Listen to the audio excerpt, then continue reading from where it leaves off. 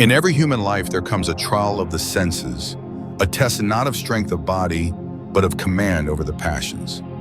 Among the strongest and most bewildering of these trials is the awakening of sexual desire towards someone placed above us in authority, such as a teacher. The situation is ancient and familiar. Youth admires wisdom, guidance stirs affection, and admiration becomes entangled with longing. Yet to indulge this longing would be folly, not only because of the external consequences, but because it corrupts the soul that seeks mastery.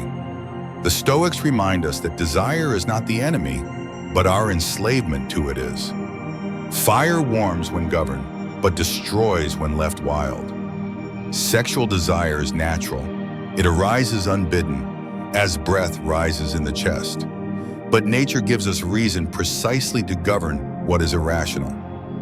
To be ruled by desire for a teacher is to become a servant of impulse, while the true philosopher seeks to become sovereign of himself.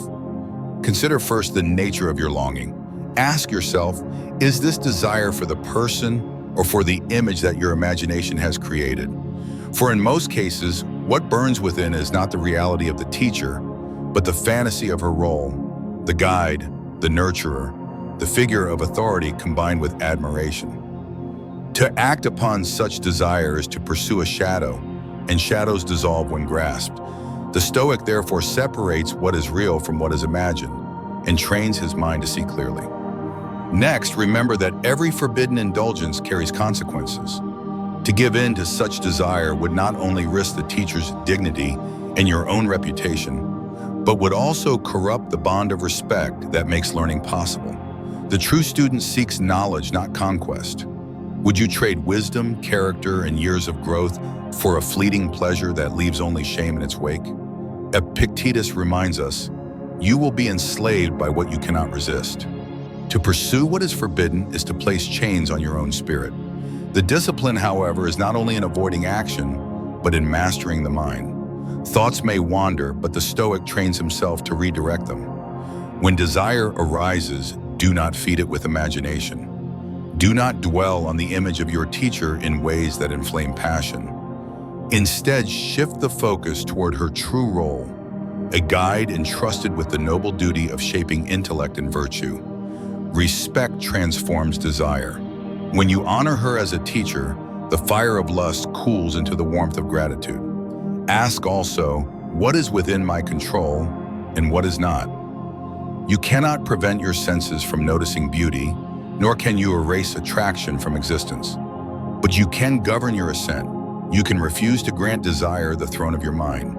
You may feel the spark, but you need not ignite the flame. Self-mastery begins with this distinction. Practical measures follow naturally. Do not seek unnecessary closeness or situations that inflame the imagination. Do not indulge in daydreams that exaggerate her presence. Fill your time with pursuits that sharpen the mind and strengthen the body, for idleness is the soil where passion grows wild. Every hour spent in discipline, labor, study, exercise, reflection, withdraws fuel from the fire of ungoverned longing. You may ask, is suppression healthy or is it denial of human nature? The Stoic answer is neither suppression nor indulgence, but transformation. Desire is energy. It can be redirected. The same longing that seeks union in flesh can be elevated into admiration for virtue, into zeal for learning, into the pursuit of excellence.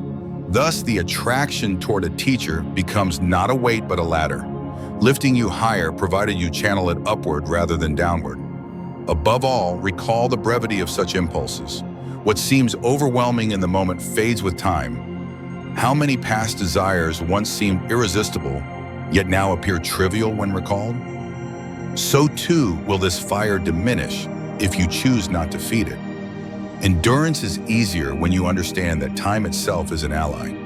The test, therefore, is not about denying that you feel desire.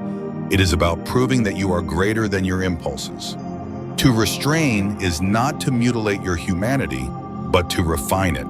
The one who commands himself is freer than the one who possesses kingdoms, but is enslaved by lust. Marcus Aurelius wrote, You have power over your mind, not outside events. Realize this, and you will find strength. Thus, in facing desire toward your teacher, you are offered a profound opportunity. It is a chance to practice the highest form of Stoicism, the mastery of the self. If you can conquer this storm within, then you prepare yourself for every storm that life will bring. And when the fire of passion subsides, you will look back not with shame, but with quiet pride. For you will have proven that reason can govern desire and that the noblest victory is the one won over the self.